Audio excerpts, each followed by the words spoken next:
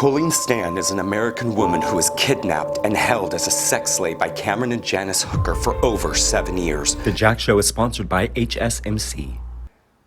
The Lord said to me, jump out the window, run, and never look back. Colleen, then 20 years old, spent the majority of time in a wooden box that was under the bed that he and his wife, Janice Hooker, shared. And all of a sudden, he throws the seat forward and jumps in the back and has a big knife and puts it to my throat. Stan's experience was described as unparalleled in FBI history. Days, weeks, and months of fear and intimidation released all control from a slave that two people had picked up on the side of the road. And what I want everybody to understand is, Colleen, when he made you sign that contract and threatened you with the company, he enticed you with some liberties. Yes, he did. So what he did was he's like, okay, so now you're registered as my slave, and so I'm going to start taking you out and having you come up and like clean the house or cook a meal or whatever, you know. And so, and then later on, it developed into I could go outside. They moved actually later on, and they had a garden, and I could work in the garden and whatever. And so, but the thing that the audience needs to understand is that, you know, when you take somebody and you put them in total isolation, and you control everything they get to eat or drink, you control when they get to use the bathroom, you control the only person they see or speak to is you, and you control all these things, and then you incorporate torture or sexual abuse or both or all these things, you know, and over a period of time, depending on how strong-willed the person is, eventually you'll get control of them. I mean, they do this with big, strong men, POWs, you know? It's really important. Break their will. It is. And your will was not just broken, but he had examples for you, because I remember that he threatened you. He said if you don't stop screaming, he would do what? Well, he was torturing me one time, and he says, go ahead and scream. I'll cut your vocal cords. I've done it before. And immediately God spoke to me and said, do not scream. He's telling you the truth. And I didn't know what that meant, but I obeyed God, and I never screamed. Anytime he tortured me, didn't matter how bad it got, I never screamed. It didn't mean I didn't cry or didn't whimper or, you know, any of those things. I did, but I never screamed. And and I want to stop you there just for a second, because what you didn't know, or may have at the time, is he had done it before. Because a lot of you at home don't know that the year prior to, in 1976, there was a young woman named Marie Elizabeth Handshake, I believe. Spanicky. Thank you. From Chico, California, and she was hitchhiking on Mangrove Avenue. And she was picked up. She was actually walking. She wasn't even hitchhiking, but they stopped and they coerced her into getting into their car. That's right. And his wife, Janice, was given a plea deal if she would testify against would testify. And I want my viewers to know what happened according to her story to Marie Elizabeth, because that's going to let you all at home understand the level and impact of the fear that he put in you.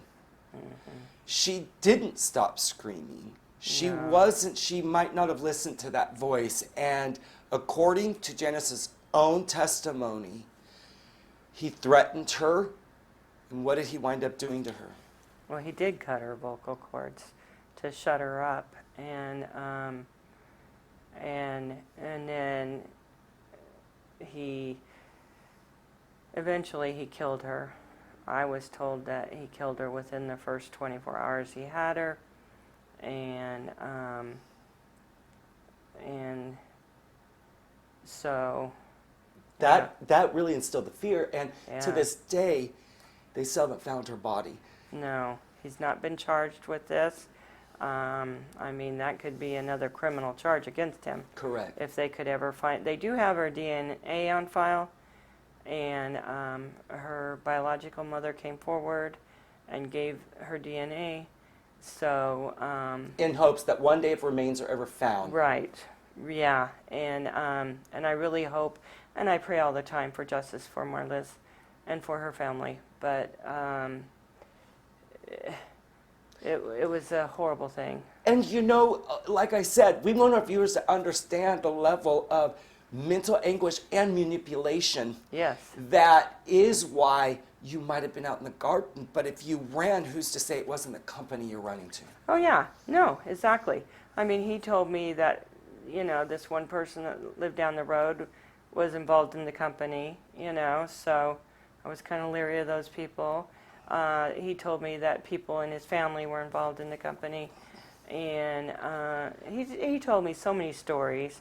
He told me stories about runaway slaves and what they did to them, and so he really used his story about the company and the slave contract and all this stuff to his advantage to keep control and to be able to let me out. To the average person, look like I was free, but I wasn't, because I always knew that, you know, he told me one time, go ahead and pick up the phone, you know, they're listening, you know. And then his wife told me one time, she said, you know, if you walk out that door, if you ever try to leave and you walk out that door, she said, you might as well put a shotgun to your head, because they'll be here like this, and they'll get you. After many years, Colleen made contact with her family when we come back.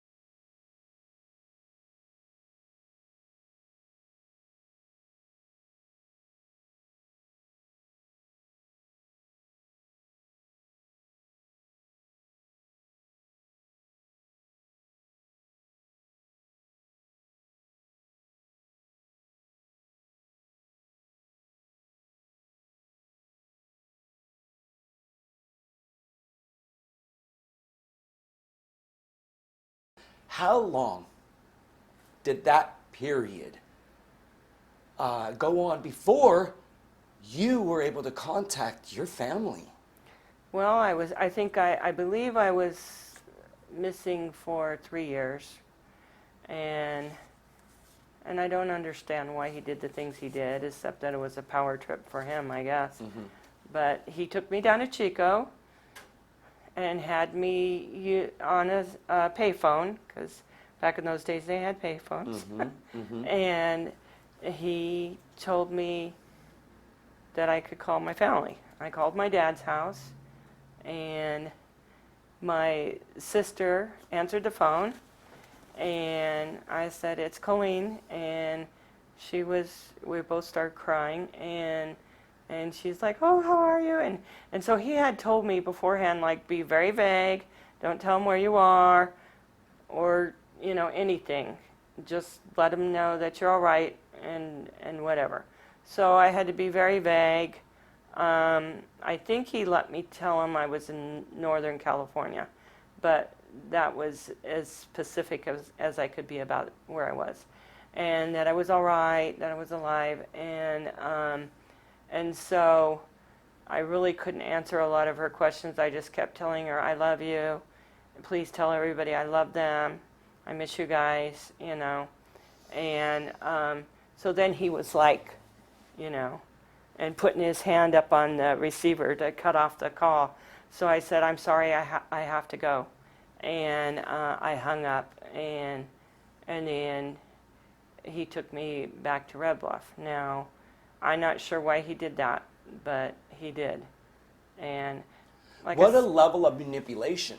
Because Right. it just dawned on me that what is that going to do to family at home? All of a sudden, we're going to relax our fight to find you, and that something really horrible happened to you because you just called us. Right. Well, right. So my sister ran out to the construction job and tells my dad, Colleen called.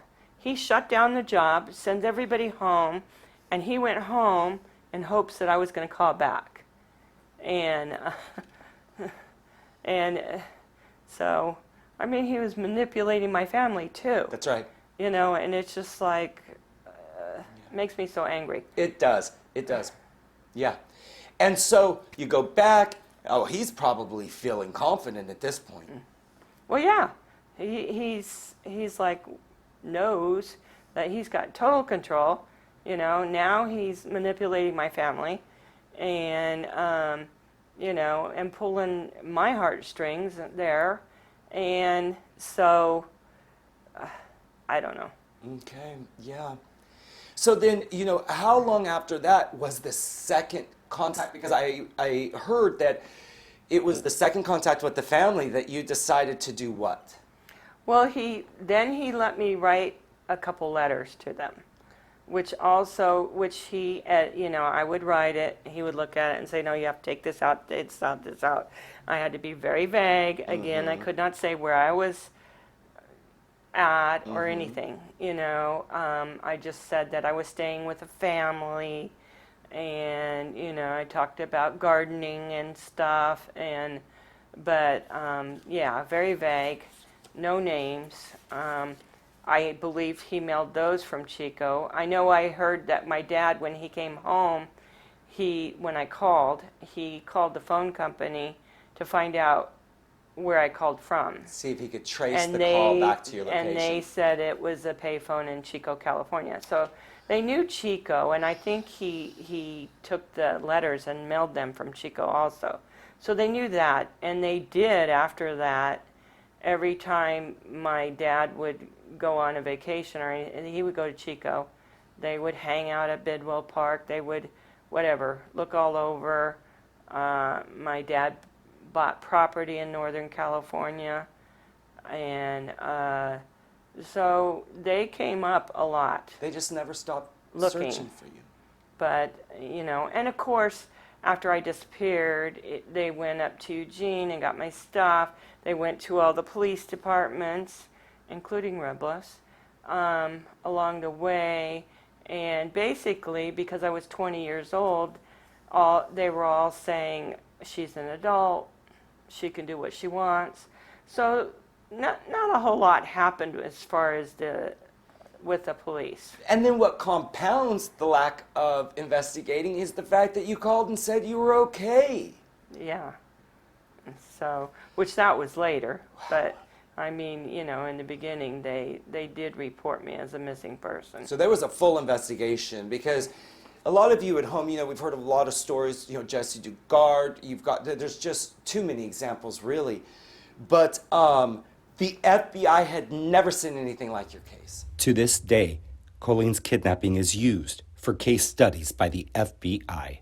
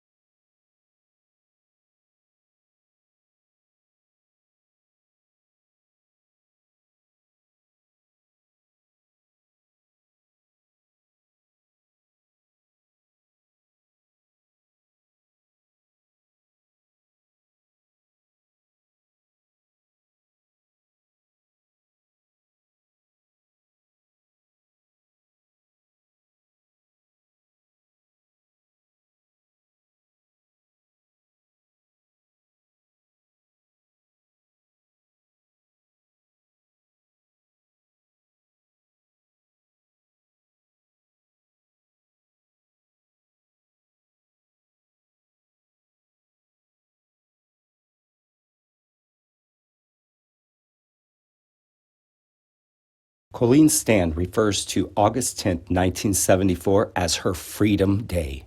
I heard the FBI, and I know for a fact, that they were using it as a case study because I had a friend and she wanted to go into the FBI, and when she went to the class, she ended up backing out because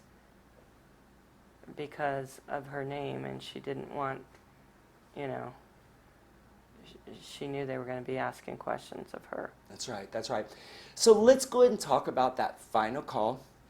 That day on August 10th. Yep, August 10th, 1984 was my Freedom Day, and when I went home. So I had called my dad on the 9th.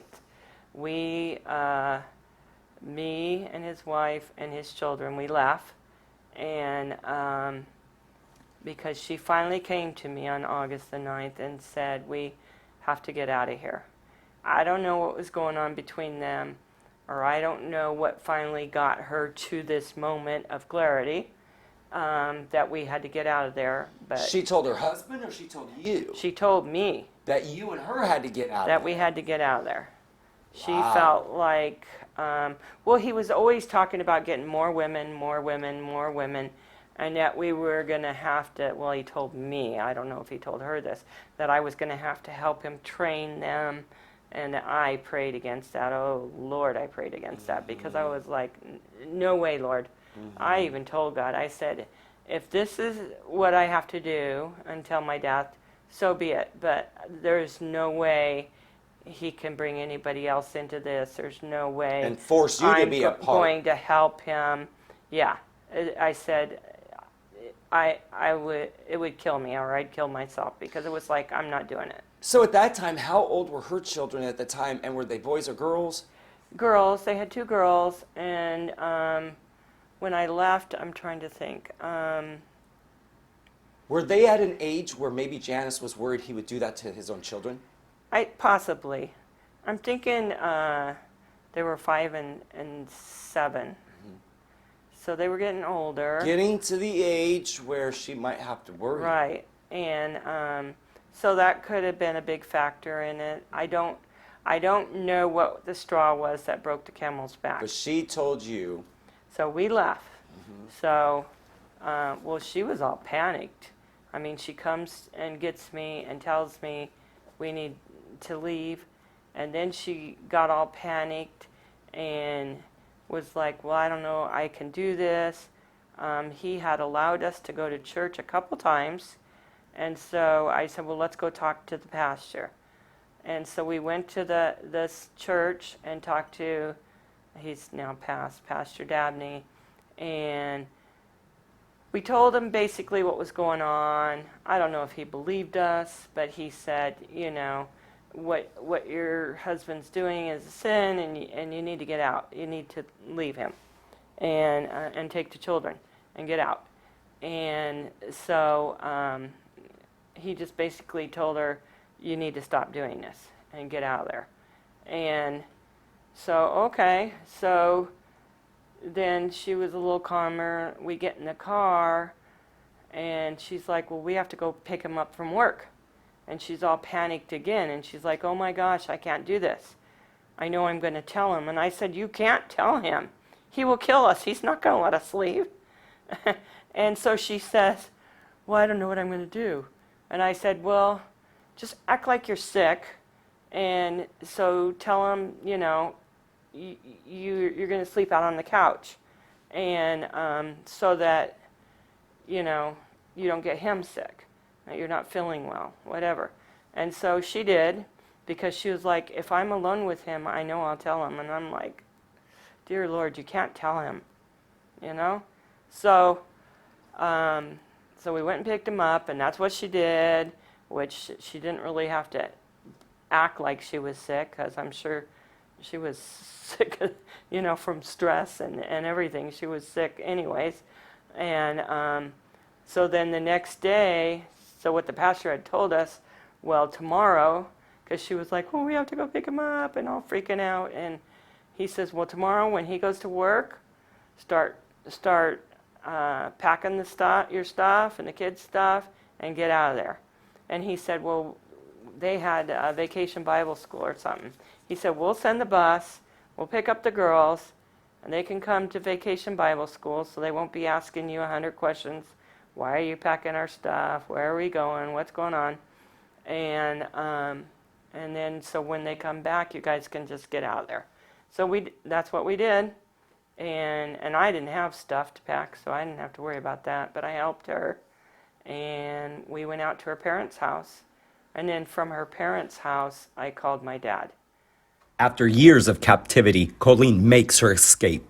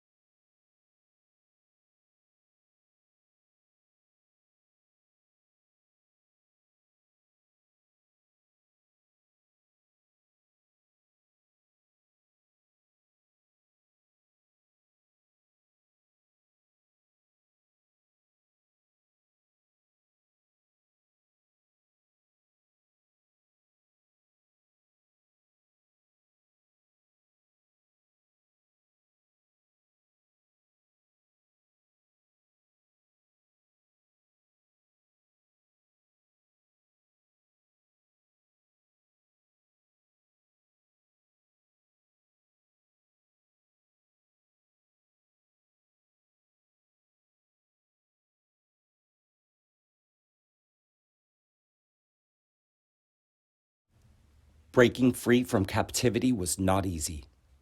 From her parents' house, I called my dad and said, Dad, can you wire me some money? I want to come home. And he was like, yeah, I'll send you, how much money you want? I'll send you $200, $500. I was like, no, Dad. I had called the bus station. It was like $100 or whatever it was for the bus ticket. I said, and he goes, well, I'll send you some extra. And I said, okay, but you don't need to send me gobs of money. Just send me enough so I can get home. And so he did. And so then, Hooker, I refer to him as Hooker, but Cameron Hooker, he comes home from work. And of course he sees we're gone. And so he came, we had gone out to her parents' house in Gerber. So he comes out there to Gerber, to her parents' house, and she says to me, under no condition do you let these kids go out and see their dad, because she knew he would take the kids and make us go back. And it would be dire. It would be bad. So... Oh, that feeling at that moment. Yeah, so she said, I'm going to go out and talk to him, but you stay here with the children and make sure under no conditions they come outside. I said, okay. So that was my job, and I did. And they talked for, I don't know how long it was, an hour, whatever, and she finally came back in and he finally left. And so then the next day, she drove me to town, to the bus station. Well, first we went to the store and with the Western Union, got the money, and then drove me to the bus station. I decided, I'm going to call him.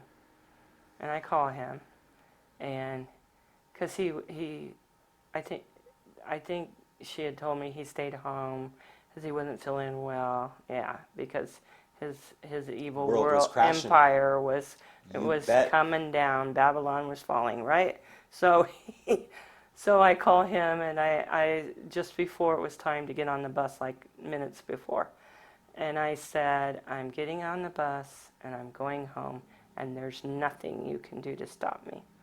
And I hung up the phone, and he's crying like a baby. And I hung up the phone, and I went and I got on that bus, and I could not tell you how overjoyed I was. My cup was overflowing with joy. I remember sitting on that bus and thinking, do these people see this? Because I felt like there was just beams of light flowing out of me. There was so much joy. I was so happy I was going home and I was going to get to be with my family. And I was so grateful and thankful to God. And I kept looking around at the people, and they were ignoring me, and they were doing what they were doing, you know. And I was like, surely they can see this. They have no idea that surely they can see God this. had opened you know? up the gates for you to come home. Right. And it was like, it was so awesome. But it was just my feeling, you know, it wasn't, they obviously didn't know. And after everything that you had been through, that voice and that entity and that joy that you felt August 10th in 1984 was the beginning of your new life. And Yes, you made it, absolutely. you survived it. Yes. And we thank you so much for sharing your story. But when we come back, I want to talk about what's happened now, because there's so much more to the story that you haven't heard. And he was sentenced to 104 years by a judge because at the time life was not an option.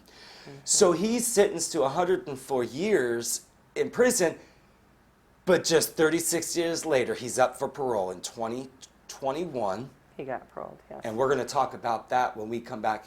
You won't believe that. Closed captioning provided by